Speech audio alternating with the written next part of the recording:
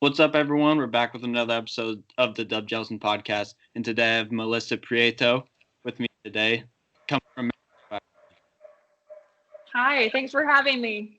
Yeah, for sure. Thank you so much for coming on. So I know how things are kind of going in America with the whole COVID-19 pandemic and all the other factors. How are you guys handling it down in Mexico? Well, it's been different. It's been hard. It's a global thing, you know.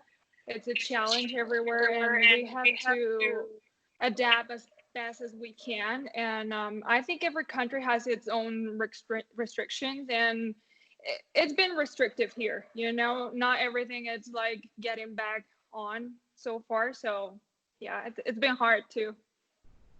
hmm do you guys kind of look at America kind of, I guess, kind of look down on us in terms of how we're handling it? Yeah, for sure, because we're like so close, you know? Even though everyone has its own way to deal with things, we definitely look up because we're so close. hmm Yeah, Yeah.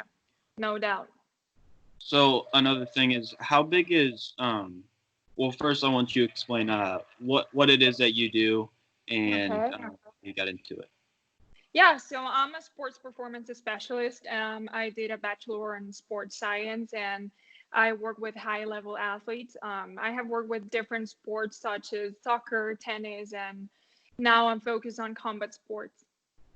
hmm So what is the difference between combat sports in Mexico compared to the United States? Like how big is it in Mexico compared to here? Well, it's big. I mean, it's not as big as in the US, but it's growing so fast. And I think there's a lot of talent here, and not just here in Mexico. I think there's a lot of talent in Latin America in general. And it's getting bigger each time, and people love it, you know. And there's a lot of athletes like trying to make it, and I think it's gonna be big, like bigger than it is right now. Yeah, it's definitely a growing sport for sure. MMA is. So how has the pandemic kind of affected your guys' work at EXOS?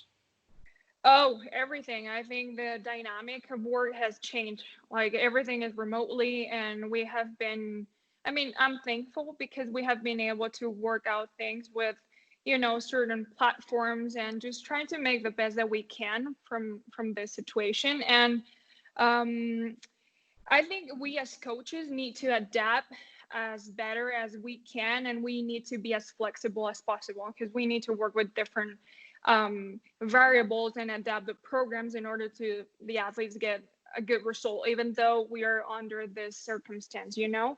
And some of them don't have all the equipment at home, so we have to look at different things and just to see how it works.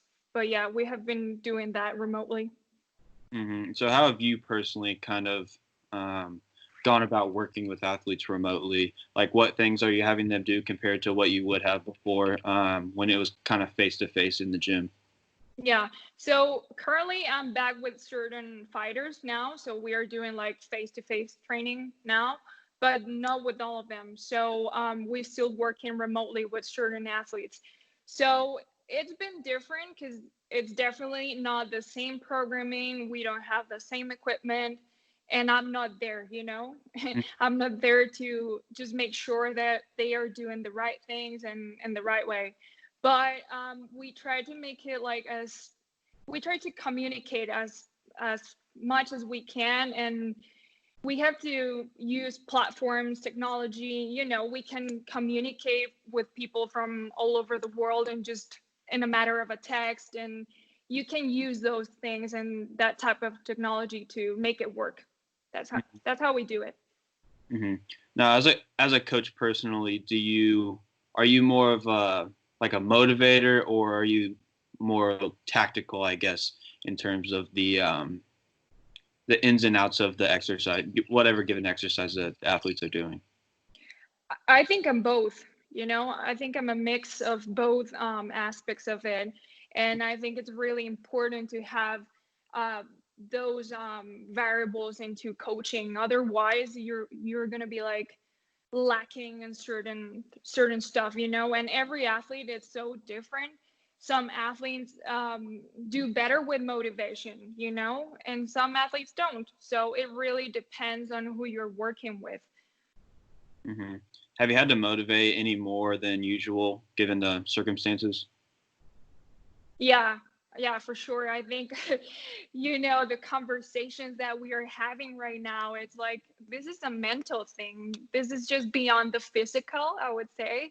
Mm-hmm. And you have to be there for, you know, for your team, for the athletes, and for everyone, and even for yourself as a human being. You have to keep on trying to work on that mental aspect and trying to be as motivated as possible. Otherwise, it's like, you're going to be like sad, depressed, and you know, it's hard. Even I think with fighters, they're kind of sad and just anxious about the fact that they don't know when they're going to fight, because Mm-hmm. there's not a lot of promotions doing like fights like the UFC, you know. And it's like there's a lot of uncertainty, I would say, on that aspect. So yeah, I try to keep it like as motivating as possible. I try to talk to them like, you know, in the best way possible.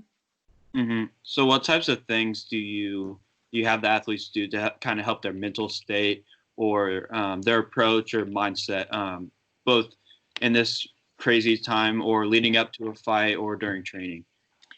So that's a good question. I work on the breathing pattern side. So sometimes we do meditation. Some fighters like that. But when fighters don't know how to meditate, we work on breathing patterns. So there's a different types of protocols depending on each athlete and their breathing capacity. And we work on that during the training, during the day, during the tactical aspect of training. So it kind of really helps to focus and to get your mind right. And it's really helpful on the performance side too. So it has a lot of benefits to it, not just on the focus side, but we have that benefit on the performance side. We even do that pre-fight. We do certain protocols before the fights, and it depends with the athlete that you're working with. But in generally, it's really helpful in order to them like to get into that zone and to really focus and to really get their mind in the right place. Mm-hmm. That's a really interesting perspective Yeah. because I've seen guys like Kron Gracie and the whole Gracie family is really big on the whole breathing aspect of martial arts and using breathing techniques. So what are some techniques or exercises that you have your athletes do? Well, first of all, we do like a questionnaire on certain aspects, like a clinical, you know, thing. And then we measure two scores. And based on that scores that we get, then we can know like which type of protocol we can work with. So it depends. Some athletes have good capacity, good breathing capacity. Some others don't, you know. And with combat sports, the thing is that a lot of them don't know how to breathe. And it's really funny to say that, but with a lot of injuries they have on their face, you know, a lot of punches on the nose and everything, they start having these breathing patterns, dysfunctional breathing patterns. So sometimes it's really hard. We start from the basics, you know. So depending on those scores, then I can determine which type of exercises we can do. But in a general guideline, we try to work on that on the movement prep of the session, which is like the, you know, like the warm up, let's call it that way. So I work on that phase of the training. We do some breathing exercises. Also, I recommend that to train breathing protocols during the day, not when they're training, but off, you know, when they're resting, when they're watching TV, when they're driving, whatever they're doing, trying to make it as functional as possible. Because if you're only training during breathing during training or tactical training, it's not going to be enough. You have to have good breathing patterns out of training and inside of training. So we do that during movement prep, and then we can work that too during before they go to sleep, or you know, there's a different protocols that we can use, but in general is that. Yeah. So you said like if people don't know or if the athletes don't know how to meditate necessarily, you go that route with the breathing. What types of things do you have the athletes do when they do know how to meditate? because I know a lot of people think that meditation is kind of this voodoo type thing. It doesn't work. Yeah. It's not valuable, but I mean, I've meditated a little bit just to try to calm myself down with all the anxiety going on in the world and whatnot. So what are some things or techniques that you would recommend for fighters and for the average person like me? Okay, so yeah, we all have like this monkey mind. We call it that way because we are thinking all day, right? So one of the basic things that we can do, or that I advise to athletes or just the public in general, you can start counting from 100 to a 0 with your eyes closed. And just imagine the numbers as you're counting down. And whenever you have another thought that is not the number, then you stop and then you go back again. It's hard at first, but it's one of the most basic things. And then you get good at it, then you start getting into it, and you start focusing just on the numbers and nothing else. You can do that even before you go to the bed, and it's really relaxing and it's really good for your mind to just like disconnect from everything that you're doing during the day, and all those distractors that we have nowadays with social media, with work, with anxiety, with everything that is going on in the world. So that's one of the basic exercises that we do. And also just the square breathing. You can just try 4 times in, you can hold 2 or 3 seconds, and then you can exhale another 4 seconds. But also it's like try to disconnect your mind from everything and just try to relax. Mm-hmm. And so for these exercises, how long would you recommend that like an average person would take out of their day to do this? So the one that I told you about the numbers, I would do like 3 times in a row. Whenever you can do 3 times in a row, then you're good. I wouldn't do like a long meditation because it's really hard, and meditation can be different for everyone. It's not like you're gonna be in this zen state and you're gonna elevate. No, it's not like that. It's just try to focus on relaxing and just feeling your breathing and just trying to disconnect from every distraction that you have around you. And I mean, no phone, nor laptop, nor no TV, nor music, just relaxing. That could be a meditation, for anyone. So it really depends. But with the numbers, I would start 3 times in a row. And with the square breathing, you can start like 3 to 5 minutes. It's not, I'm not saying 10, 20 minutes. You can start progressing whenever you're, ready for it. Yeah. I mean, I think a lot more people should start meditating and doing breathing exercise. Yeah. That's really valuable. But it's just a matter of people kind of hearing about it and believing in it, I guess. If you don't believe in it, I don't think it'll work. But if you embrace it, then it will. True, for sure. I agree with you. Mm-hmm. I wanted to talk about what EXOS as a whole does, and then what your specific role within EXOS is. Okay. So with EXOS, I don't do anything related to combat sports. Anything that I do related to combat sports, it's on my own, So what I do at EXOS as a sports performance specialist, I manage the vitality program they have here in Latin America. They work with certain companies such as Google and Intel. So there's a program that EXOS runs for that people and for athletes too. So EXOS has its own methodology. They're great. I mean, I love to work there, and I love the mindset that EXOS has. But they do serve like for NFL, soccer, and baseball, other sports, but they're not so focused with the combat sports. They do have certain athletes that are training over there at the headquarters in Phoenix, but not here. Okay. And then, so like when you do work with the athletes that play soccer or are in the NFL, how do those athletes compare to the ones that do MMA or boxing or jiu-jitsu or any of those combat sports? Well, it's really different, starting from the fact that the programming is very different because we don't have, with combat sports, we don't have seasons, right? Mm-hmm. It's not like the NFL that we know that have off season, season and preseason, and then you can structure everything based on the competitions and everything.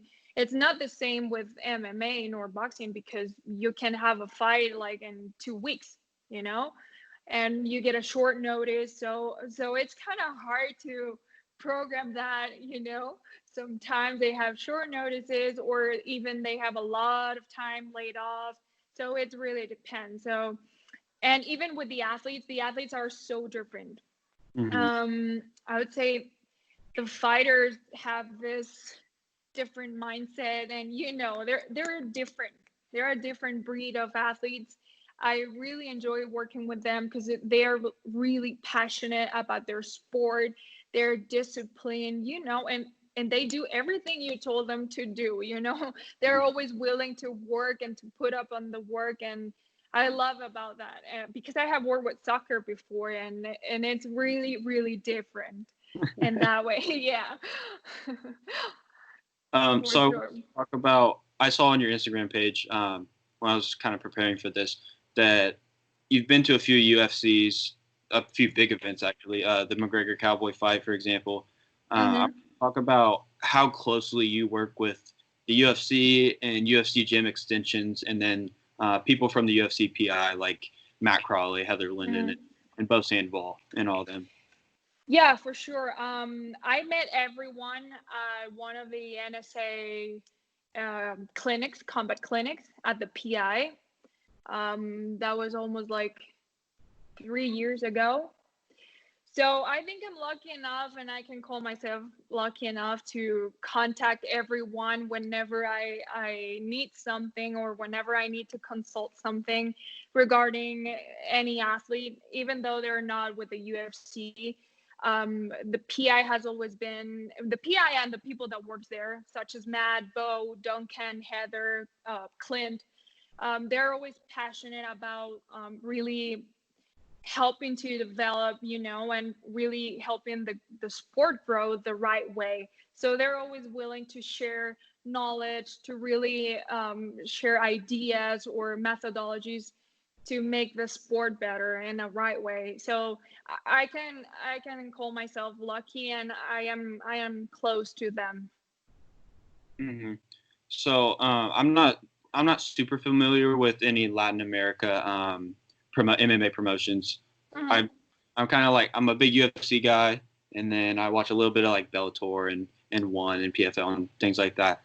But who are some of the names in the UFC that you personally work with? I lost you for a second. Oh, who are some of the some of the athletes in the UFC that you personally work with or have worked with in the past? Okay, so yeah, I have worked with Sabina Masu, and I have a good relationship with certain fighters over the UFC. There's even good promotions over here, and I'm currently not working with the UFC fighters, but I'm working with different promotions here, such as Combate Americas. I'm working with Invicta fighters, one of the girls, also Luke's fight. So there's a lot of guys that are jumping to the UFC, and I'm also working with former UFC fighters that are working with different promotions, and even former Olympians in terms of wrestling. So yeah, I have worked with them, and I have had contact with Henry Cejudo too, and I know quite a few guys over there. What's Henry like? Because I know he kind of puts up a little act for the media and the public. I think he does it for the media, you know. I think it's a character that he puts on, because he was nice with me, you know. He was always like open and down to earth, you know. And as far as I got to hang out with him, because I had the pleasure to be at his fight in Brooklyn. It was UFC Fight Night. And I was training one of his sparring partners at the time for that fight. So Henry invited me to that fight, and I got to hang out with them and celebrate with him and the whole team. So I kind of know him. Yeah. Yeah, that's super cool. So you kind of mentioned going to that UFC Brooklyn fight.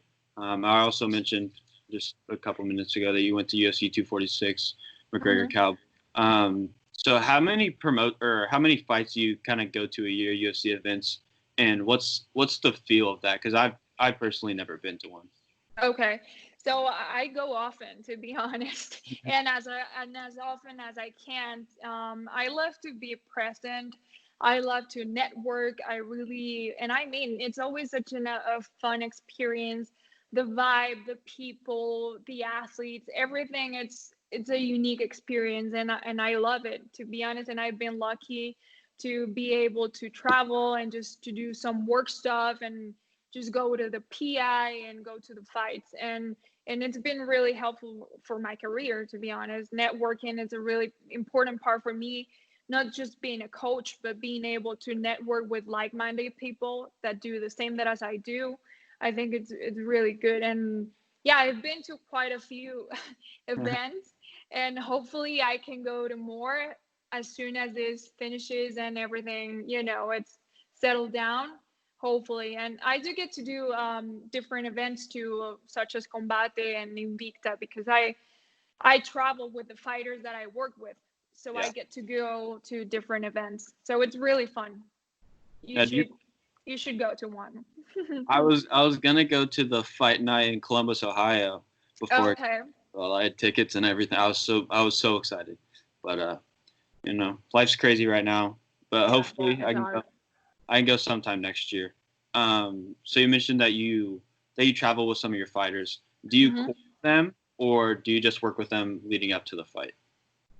No, I work with them, and like for the whole period of Hmm. time, and whether it's general prep or whether it's fight camp, it really depends. But I have a lot of fighters that I have worked with them like for a long time now, like 1 year, 2 years. So it's basically a close relationship, and I try to lead the whole camp, and I work with a dietitian that he specializes in combat sports. So we try to do the interdisciplinary thing, not as a PI, of course, because we don't have a PI here, but we try to do it the right way in order for them to make it the best way possible and to be on that octagon and showcase what they can do. So I try to coordinate that part with the dietitian and strength and conditioning side, and I also coordinate the tactical aspect of it, so everyone is on the same page. Hmm. Because sometimes certain coaches can be pulling the athlete the opposite way, and I might be doing a different thing on the gym. So Yeah. we have to be careful and we have to be smart in order to to do the right thing and to program the right way, so they can have the best results they can possibly have. Hmm. What do you think is maybe like top three of your favorite events that you've been able to travel to with a fighter or just attend as a fan? Okay, so as a fan, I would say International Fight Week last year. It was so much fun. I think it's a different event. It's the vibe is different, and it's like 5 days, and you get to do different stuff, and the way that you can interact with the athletes, it's really good. So I would say that one, and of course 246 Connor's comeback. It was it was amazing. I loved it. So that would be my two favorites as a fan, and as a coach, I would say Invicta. It Hmm. was last year with my girl Karina Rodriguez. It was such an amazing experience just to be with her along the way, with the weight cut, with everything. It was interesting, and I really admire her as a woman and as an athlete too. And another one as a coach was also last year, November, with one of my guys. He fought in Mexico City, and it was really good. We got the win by TKO, which was amazing. So yeah, probably those two. Did you go to the one in Mexico City that they had where I forget it was Yair Yeah, Rodriguez? Were you at that one? Yeah, I was there and I was ringside and it was crazy. I got beer all over me and, people went crazy with that one. That was in September. Yeah. And yeah, it was crazy. People were mad at it and, you know, it was but it was a fun experience too. Yeah. Kind of is what it is. I had Brendan Fitzgerald Mhm. on the podcast a while back, and he was the one that hit under the table when they started throwing stuff. Oh, So wow. it That's funny. um, but I want to talk about kind of how you got into this profession, and Mhm. then so I know you work with all different athletes, but what made you want to move to working with MMA athletes as well? Yeah, so I always loved sports. I'm really passionate about sports. I was an athlete myself. I used to compete in tennis. So I've always wanted to be involved with sports. Whether I was turning a pro or not, I wanted to have sports in my life. So I started practicing boxing and Muay Thai like a couple of years ago. And at the place that I was training, a couple of athletes needed guidance in terms of strength and conditioning because they didn't like really know how to train properly. And so I started helping them. And but suddenly I had to move to Colorado because I got hired by a couple of soccer players of the MLS over there. So I moved there, stayed a couple of months, and then as soon as I got back, I flew to Vegas. And then I went to the NSCA clinic. And from that point, everything shifted for me. And here I am working with a lot of fighters and I love the sport, I love it and I really enjoy it. And this is kind of my focus now. And I love it so far. It's been great. So did you watch MMA at all before? Like how big of a fan were you before you kind of shifted your focus? I used to watch it, but not as much as I do nowadays. Like nowadays it's like every weekend or every time there's fights, I'm watching, because I try to learn as much as I can. I like to be, updated on the fighters, on the techniques, on everything, because you have to keep on going and just stay on the game as much as you can. But I used to watch it, but not as much as I do right now. hmm So since you started watching, who are some fighters that have kind of become your favorite, either in the UFC or Combates or Invicta or Bellator, or any other of Yeah, those other organizations? promotion. Well, I always admire George St. Pierre. I mean, even before, because he's a great athlete. I love his mindset, the way he trained, and everything back in the day. I also admire Rhonda because she was kind of this pioneer that she opened the doors for every woman nowadays in the UFC. And in Connor, I've always liked Connor. It's kind of controversial, but it is what it is, and he's a great athlete. And I admire what he has like achieved so far, and he's great in that way. And he's a guy that sells tickets and Yeah. a lot of pay-per-views and everything. But he's a good product, and but yeah, I love them. hmm So you kind of touch on it a little bit. I know a big reason I wanted to have you on the podcast was just because I didn't know of any women that trained UFC fighters or MMA fighters. Yeah. So how did Rhonda kind of shape the person that you've become and kind of your shift in your career path?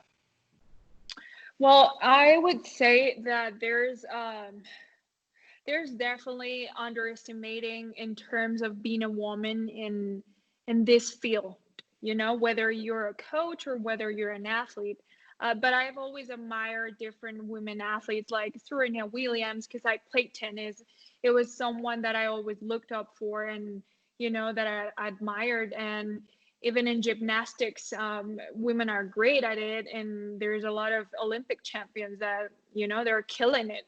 So there's definitely this stigma and this thing around being a woman in the sports that it's mainly dominated by men, and it's hard to stand out. There's definitely not many women doing what I do, Mm. So it's kind of different. It's kind of hard, but I love it. And I mean, I see these girls going into the octagon and they put up on a show, they're fierce, they're strong, they're powerful, they're capable of, of doing anything. And that gives me hope as a coach and as a professional to see that those women are doing it and they're thriving in their sport. So why not me? I can make it in my own terms, and I can make it too. Doesn't matter the gender. I would say that it's something that doesn't have or make any difference at all. Yeah, I mean, you saw a great fight last night in the the UFC Fight Night, Talia Santos and Molly McCann.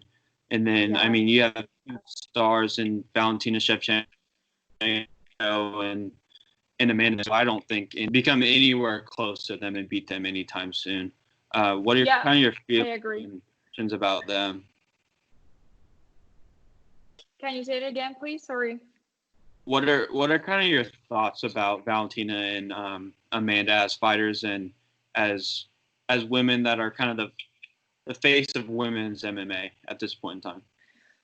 Well, those girls are like, they're tough. Yeah. I don't think, to be honest, I mean, there's a lot of talent, and I know there's a lot of new fighters coming in, and eventually there will come someone and they will, be on that place that they are right now. But honestly, I don't think that someone is gonna beat them like so fast. I think they're gonna keep on ruling that their categories and everything, because they're like, they have this mindset of, of a champion, and they're great. I mean, whenever I see them fight, I'm so pumped, I'm excited. I'm always like, I live inspired, whenever I see them fight, I'm always inspired by them. And it's gonna be hard for someone to come in and take their places right now. Mm-hmm.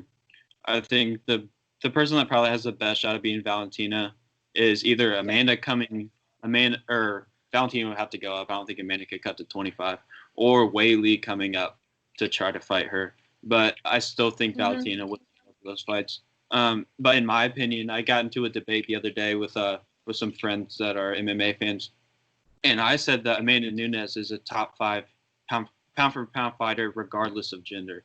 I just think that she's beaten every single champion at 135 and 145, and no one's even close to her. So I think she's in the top 5 pound for pound. But she doesn't get, like, when fans make their top 5 pound for pound lists or whatever the case may be, they don't really include her. I feel like that's mostly because of her Because gym. she's a woman. Yeah, and I think that's pretty unfair because, I mean, you look at the people she's beat. It's hard to find a better resume in men's or women's MMA. Yeah, I agree. And as I told you before, I think gender doesn't make any difference, doesn't make you any less capable or any less of a champion. Yeah. It's an achievement either way. And it's not easy to go in there and just to know that you're going to get beat up and you're going to get hurt. It's not easy. And I would say that's just mainly because she's a woman, and it's hard. There's definitely a lot of underestimation about women nowadays. It's still hard. It's not easy to put yourself in a position where people can really take you seriously as a professional or as an athlete or whatever you're doing in life. It is harder. I know that, and firsthand, I never had like issues with fighters or people not taking me seriously, thankfully. But I think that I've been working hard, and I've been trying to show my work, show the knowledge I have, and just to show the results. And that has helped me for people to take me seriously and, to really trust in me and what I do. But it's definitely harder. Mm-hmm. So how were you kind of welcomed by the MMA community? I know just from my experiences that they've been super welcoming to me. I mean, I reach out to you. I reach out to people like Josh Emmett and Dean Thomas and Eve Edwards and Dr. Heather Linden, and they've all wanted to come on my podcast, super energetic, and they really care about people wanting to learn more about their sport and wanting to talk about their sport.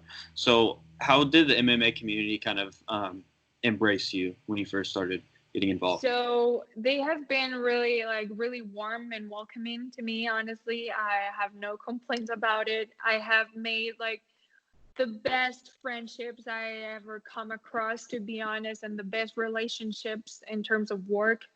Um, it's been it's been a great experience for me as a human being, as a professional, as everything. I've grown so much by the people I've been surrounded by, including Matt, Bo, and everyone over there. They have helped me to grow into the person and the professional that I am today. And with my fighter that I work with here, and everyone has been like really nice. But as I told you, I try to be as professional as I can. I try to really showcase my work, what I know, and do it as best as I can, because I know there's people that won't take me seriously because I'm a woman. Because it's like, oh, that's a sports for men. What can you know about that?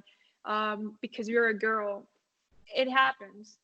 It has happened before, so I try to make it the best experience as possible. But it's been great. I love it. It's a great community. It for sure is. I think it's the best community in any sport. Yep.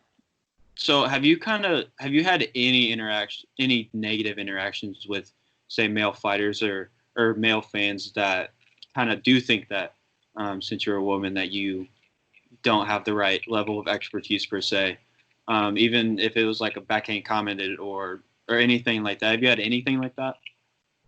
Not from fighters, to be honest, but with other people that surround the fighters, other coaches, like the skills coach sometimes are like, oh, if she's that good, or if she knows, as she says, she knows, why is she doing this and that? And I get it, because sometimes they don't know about sports science. Mm-hmm. So they need to get educated too.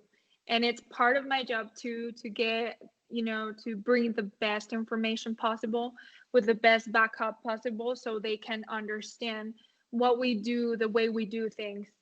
So yeah, sometimes I have like those kind of comments, but not from the fighters. The fighters, I'm really thankful to work with amazing athletes, and they rely on me, to be honest, on a lot of things, Mm-hmm. even on the personal level. And because you become a friend, you spend Yeah. with them a lot of time, you're having conversations that probably they don't have at home. So you kind of become this kind of psychologist and a friend and everything. So it's fun, but you gotta try to make it as professional as possible, and just to help them in the best way you can. Mm-hmm. So going forward, as your career progresses, do you think that you'll kind of try to step into maybe become a head coach of a fighter, or will you just stick to kind of a certain aspect of the fight game? No, I'm actually head coach of all of the fighters that I work here. So I honestly manage a lot of things in terms of their training, to be honest. And I love it. It's a lot of work. It's not easy, if I'm being honest. But yeah, even with Invicta, with Karina, with Hugo Flores, Axel Osuna, he's a good prospect for big promotions now. He just got signed with Paradigm. So I'm really excited, and I'm working with him. I've been working with him for over for a year now. So I'm his head coach, and I try to help him as much as I can. But yeah, I'm the head coach of all of them here, because there's not much in terms of strength and conditioning for combat sports here, to be Mm-hmm. honest. In the US, there's a lot of things right now, and there's a lot of information and good professionals that are putting up the work. But here, it's really kind of a brand new thing, the way they need to train. So yeah, I'm doing that work.